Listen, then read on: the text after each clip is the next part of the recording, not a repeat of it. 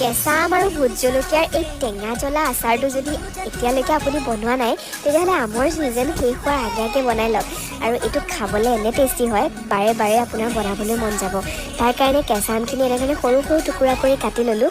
এতিয়া মই ইয়াতে ভোট জলকীয়া দিছোঁ। আপুনি জ্বলা কম খালে নৰ্মেল কেঁচা জলকীয়াটোও দিব পাৰে। এয়া জলকীয়াখিনি কাটি লৈ এতিয়া ধনিয়া গুটি, জিৰা গুটি, পাঁচফোৰণ, চফ গুটি, বগা সৰিয়হ আৰু ক'লা সৰিয়হ গোটেইখিনি অকণমান সময় ৰ'ষ্ট কৰি লৈ পেলাই এতিয়া গুড়ি কৰি ল'লোঁ।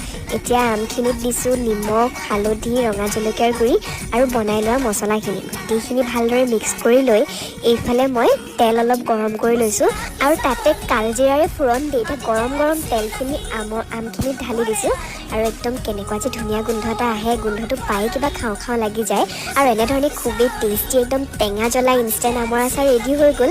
আৰু এয়া এদিন বা দুদিন ৰ'দত দি পেলাই আপুনি খাব পাৰে আৰু এবাৰ নিশ্চয় ট্ৰাই কৰি চাব আৰু কেনে পালে কমেণ্ট কৰি